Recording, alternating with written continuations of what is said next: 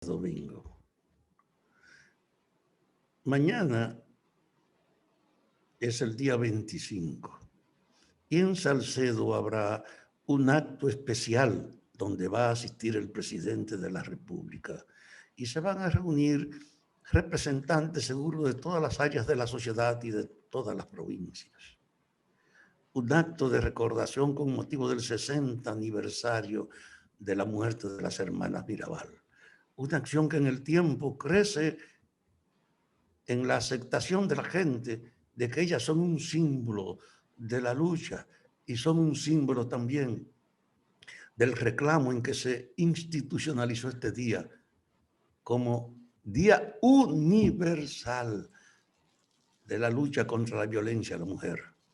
Ustedes se imaginan que en todos los países del mundo mañana estará presente un tema que va a obligar a mucha gente a pensar, ¿y a dónde surgió este motivo? ¿Y de dónde son?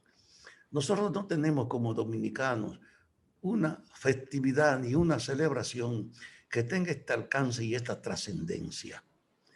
Como yo no puedo estar fuera mañana porque soy uno de los sobrevivientes de la conmemoración de este 60 aniversario, quiero concluir hoy, aún respetando la brevedad de mi tiempo, con los recuentos del significado de este día.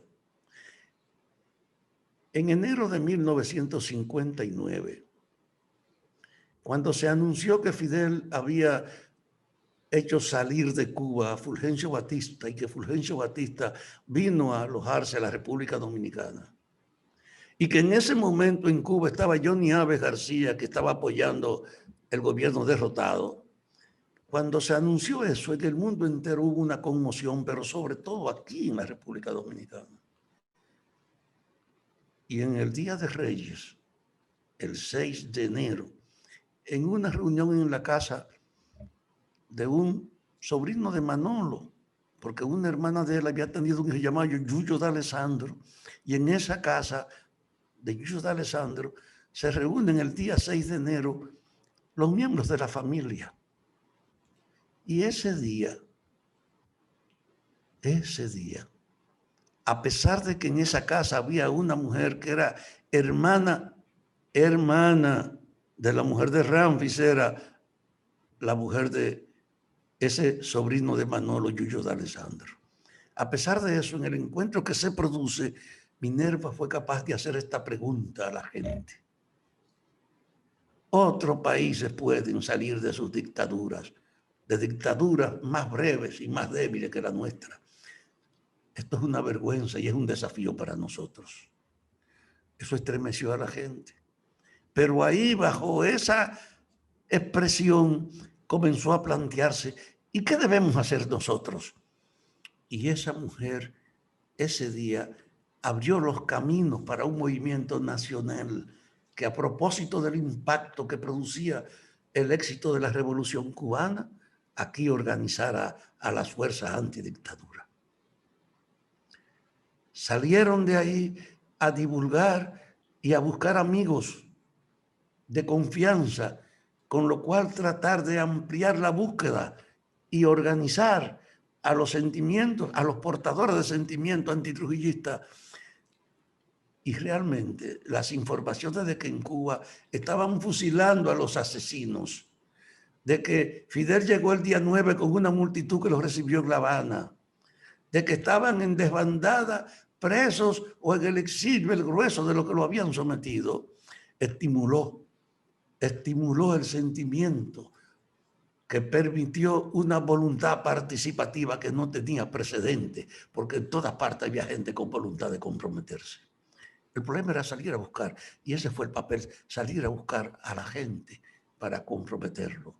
Y esos primeros meses de junio del 60 llegaron a junio correspondiendo con la etapa de las vacaciones generales del país. Y ahí estaban los seminaristas que estaban también de vacaciones. Y nosotros tuvimos entonces un encuentro, yo era parte de ese encuentro, y un amigo que me sobrevive, con el que yo voy a viajar mañana a Salcedo, Pachico González, y Ezequiel, éramos 3, reunidos con los seminaristas, creamos la acción clero cultural para, trabajando en las iglesias, ver cómo conseguíamos una voluntad para el compromiso de la lucha contra la dictadura y constituir inicialmente ese esfuerzo con seminaristas que después fueron, como Vinicio Disla, hasta arzobispos, o como un compañero de Moca, Marién García, que murió, que lo mataron en ese proceso.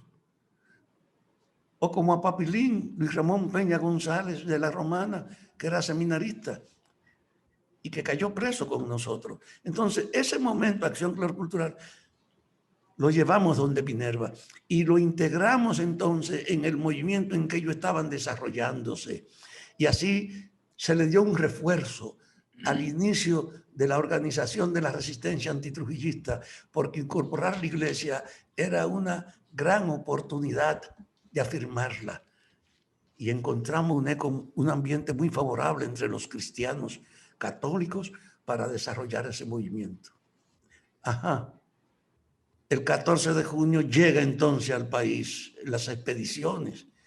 Y el hecho de uno oír por la Radio Rumbo de Venezuela, le habla el comandante Enrique Jiménez Moya desde la montaña de República Dominicana. Nosotros no sabíamos que era una grabación. Y aunque lo fuera, la gente lo que pensaba era que es verdad que él estaba ahí, porque habían llegado los expedicionarios. Era algo que encendía el alma y la vocación de todos nosotros.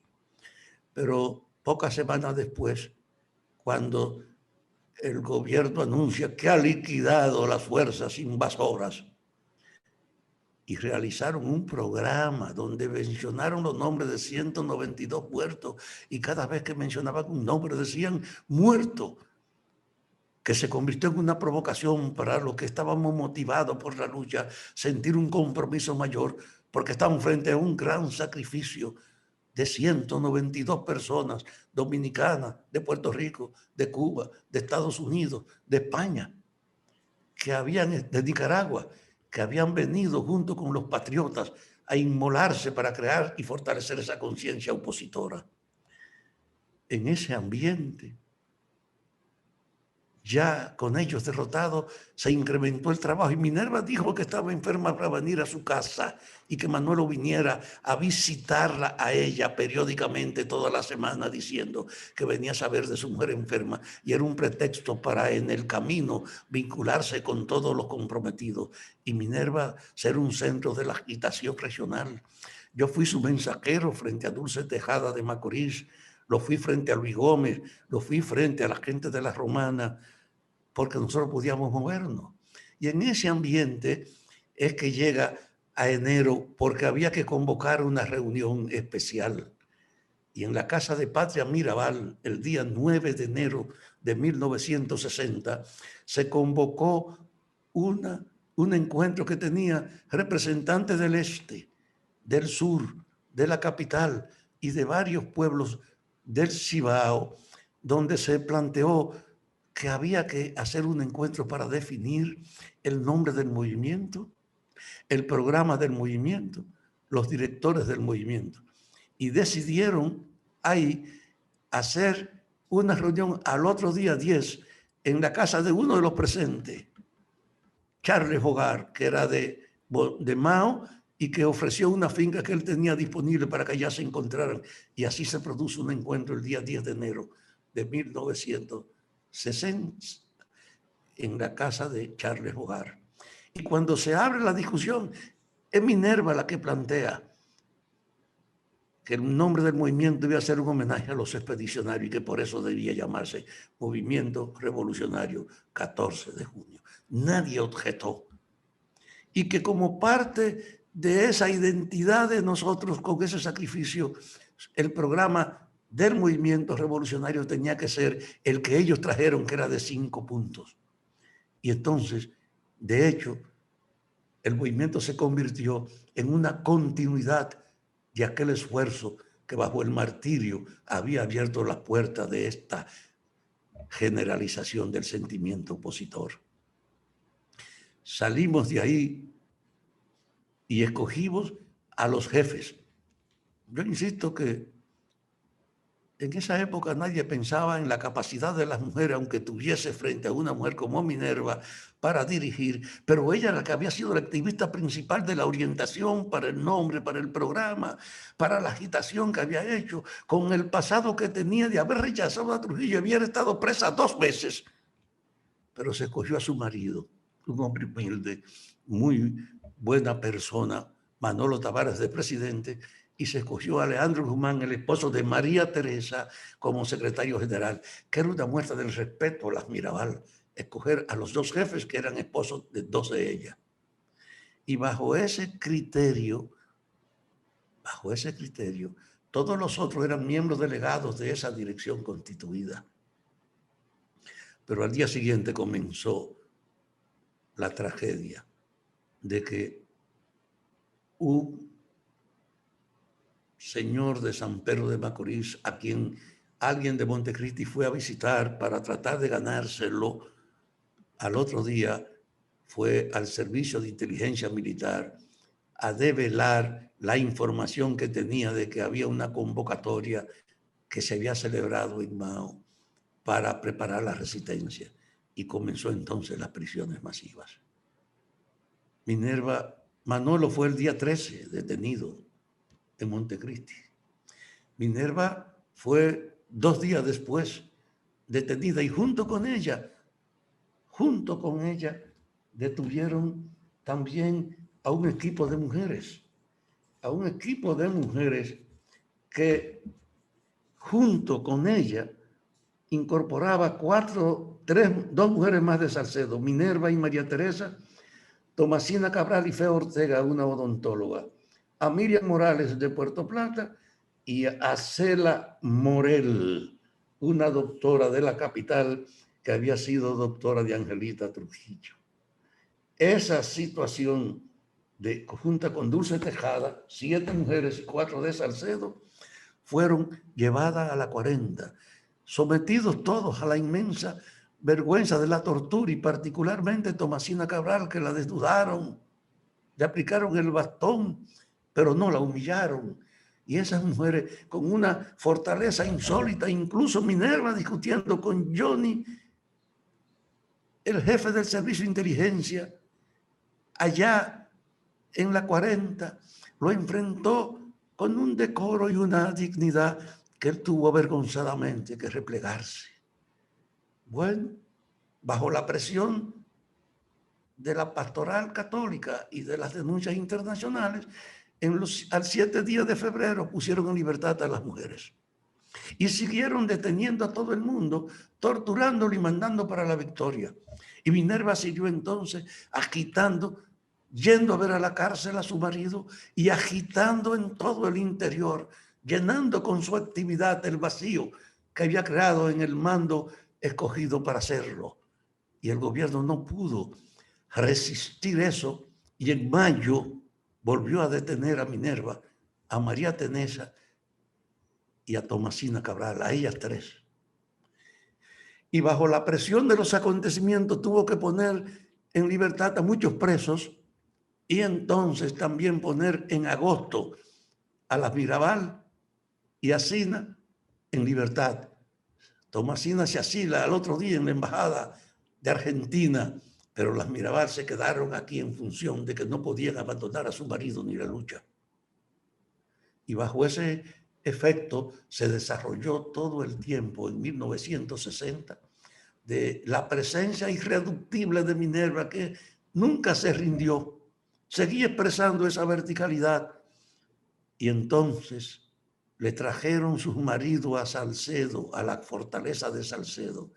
El de Patria, que era la que estaba libre, Pedrito González, el de María Teresa, que era Leandro Guzmán, y el de Minerva, que era Manolo. Se lo llevaron a Salcedo, ya condenados a 30 años, para que estuvieran cerca de sus familiares. Pero a las 2 semanas se lo llevaron para Puerto Plata.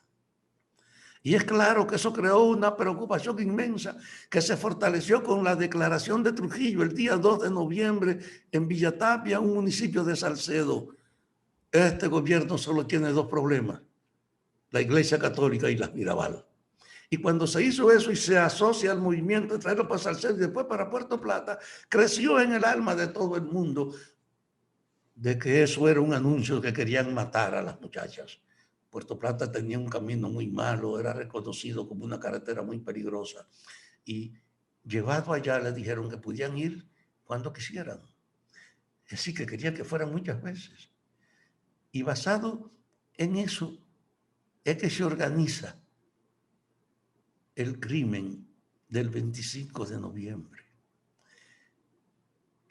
El 18 de noviembre, el equipo que iba a ejecutarla lo detuvo porque estaba la mamá de Manolo Tavares junto con las muchachas y ellos se pararon entonces y fueron a reportar que no cumplieron la orden porque había, además de las Mirabal, dos mujeres y una era la madre de Manolo.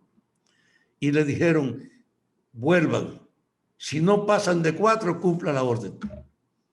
Y entonces Patria iba a la capital a ver a su marido, que lo dejaron en la capital, y a Manolo y a Leandro lo llevaron a Puerto Plata, y vino entonces Patria para acompañar a sus dos hermanas a Puerto Plata.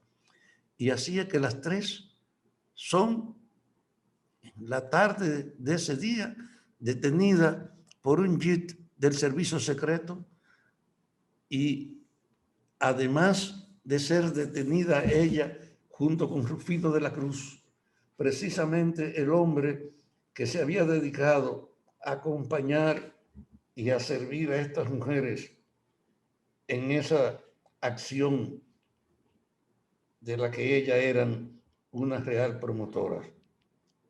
Yo quiero decirle que esa situación